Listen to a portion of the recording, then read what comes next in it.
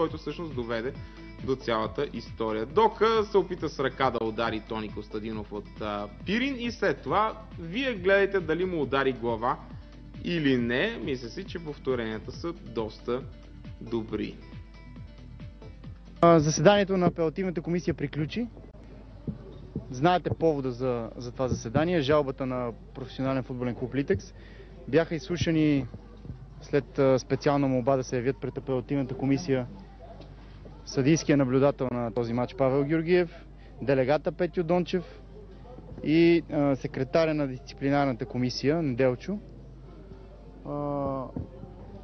Комисията на няколко пъти гледа видеозапис от ситуацията в 51-та минута, която доведе до наказание от дисциплинарната комисия на футболиста на Литекс Франсиско Лима да Силва, който е по-известен като Дока, и реши да уважи частично молбата на професионален футболен клуб Литекс Ловеч, като изменя неговото наказание по член 22 от буква Е, както е в момента, колона 4, знаете, 4 срещи лишаване от състезателни права и 1000 лева глоба, на буква Д, т.е.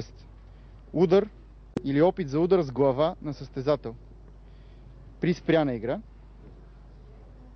т.е. наказанието става 2 срещи лишаване от състезателни права и 800 лева глоба.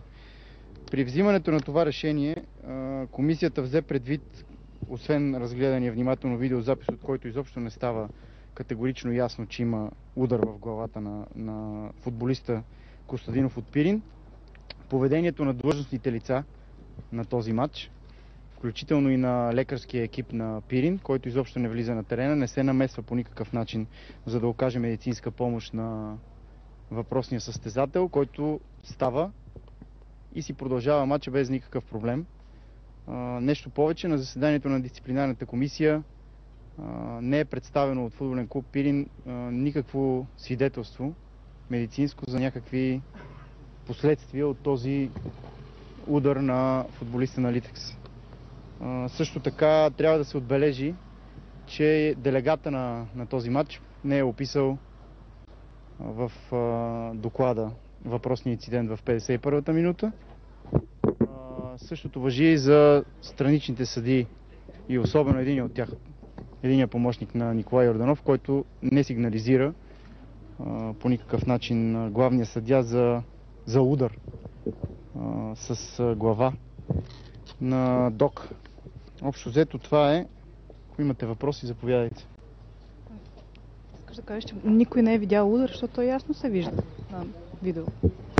Значи, пак повтарям. Наказанието... Ти каза, че не се е виждало ясно.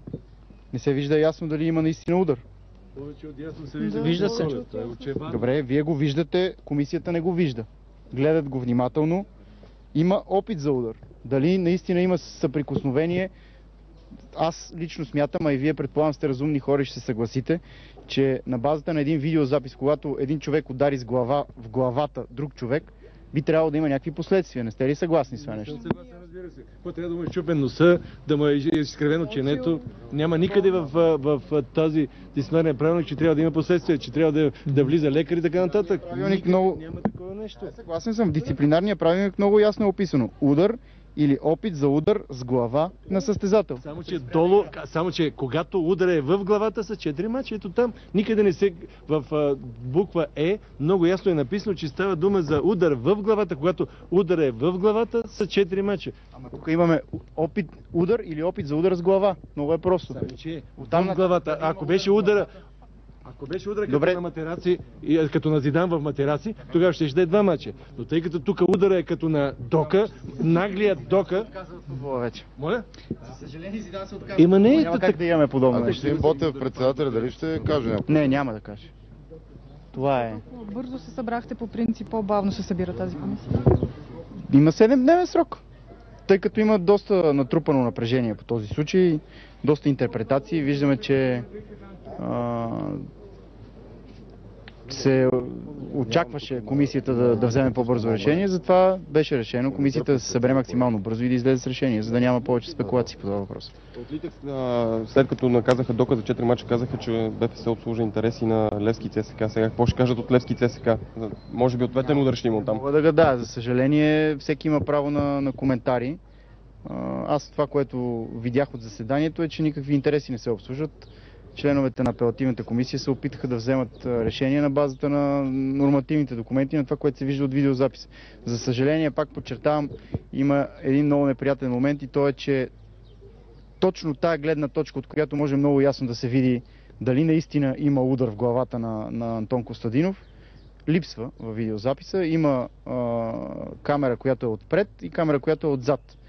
Но за съжаление тази странична камера, която би трябвало да покаже дистанцията между двамата футболисти, я няма и предполагам това до някъде е затруднило работата на комисията, но това не е и толкова важно. Моля? От какво пада? Аз сега мога да се срутя много артистично пред вас. Това дали ще ми означава, че си ми ударила една глава? В крайна сметка на съдията Николай Йорданов изгоря именно заради грешки в този двубой и една от грешките е именно това, че не е изгонил Дока. Това е ключа, една от грешките. Значи в този матч не е моя работа да коментирам решенията на съдията, но грешки има и това не е единственото. Има. В смисъл? Не ви разбира. След като не е изгонен Дока, той трябва да е изгонен заради удар. Ако няма удар, значи няма да е изгонен, даже не е санкциониран. Даже отчита грешка в това решение. Съдийската комисия не е казвала, че наказва Николай Йорданов за 8 мача заради тази ситуация. Не е само тази. Не, изобщо не е коментирала за кои ситуации. Вие сте си решили, че е за тази ситуация. Те са изгледали представянето, има оценка, която му е поставена и на базата на тази оценка е взето решение за наказание. Тоест, никой не е коментирал кои конкретни ситуации са довели до това наказание. Това са вече ваши интерпретации. Има много ситуации. Интерпретация е, че за други ситуации този път е бил правил решението за тази ситуация. Дали е правилно или не, аз не мога да коментирам. Това трябва да го коментира съдийската комисия и председателя. Аз не съм по никакъв начин компетентен в този въпрос. Очакваш ли да има реакция на тези клубове, които се събраха в началото на седмицата при тая промяна на наказанието на Дока? Чу се, че може още отбори да се присъединят към това, което е намислил Цонко Цон. Аз пък чувам друго, че тези клубове намаляват прогресивно. Така чувам. Вие проверете дали е така.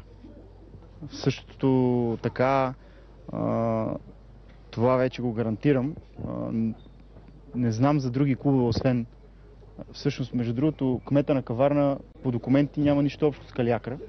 Така че аз не съм сигурен, че самия футболен клуб има намерение наистина да бойкотира въпросния матч.